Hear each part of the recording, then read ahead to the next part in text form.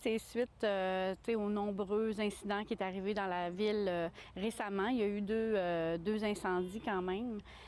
C'est souvent des gens en situation d'itinérance ou d'errance, comme a mentionné M. le maire, qui vont avoir froid, qui vont allumer un feu et malheureusement, ça amène des impacts négatifs.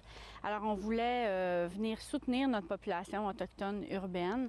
On voulait également démontrer que le problème de logement mène à l'itinérance et notre projet de logement, il stagne toujours. Là. On attend toujours des réponses là, pour le surplus là, des coûts de construction. Parce qu'en ce moment, on parle d'un dépassement de coûts. Hein? C'est ça qui est comme le point litigieux là-dedans. Exactement. On parle d'1,7 million là, de manque à gagner qu'on doit trouver. Et la SHQ nous relance la balle. Malheureusement, on ne pourra pas trouver ces argents-là s'il n'y a pas une décision là, des instances gouvernementales.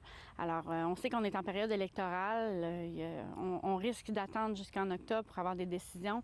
Mais quand même, on voulait se faire présent. Puis on voulait surtout soutenir la population autochtone urbaine de la région pour qu'ils gardent espoir, qu'on travaille fort sur ce projet-là.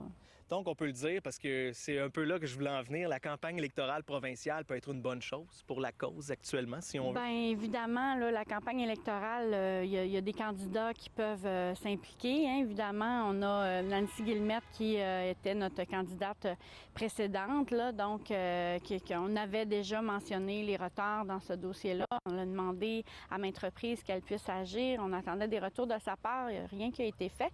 Maintenant, est-ce que Québec solidaire qui nous exprime qu'ils vont faire des investissements majeurs au niveau des logements sociaux, on espère avoir des réponses, mais évidemment, ça ne sera pas pour les prochains jours, clairement. Et peut-être rapidement en terminant, est-ce qu'on pense faire d'autres moyens de pression au courant des prochains jours, des prochaines semaines, si on voit qu'il n'y a pas de développement dans le dossier? Bien, on n'écarte rien, là. Évidemment, on veut que les gens soient mobilisés. On souhaite que la communauté puisse démontrer le besoin là, aux instances gouvernementales. Alors, on pense à une marche, on pense à des moyens pacifiques, là, parce qu'ici, on est sur place et tous les voisins, on a rencontré le voisinage, on fait ça vraiment dans les meilleures conditions possibles pour ne pas déranger, mais au contraire, soutenir la population. Madame Boivin, merci beaucoup. Merci.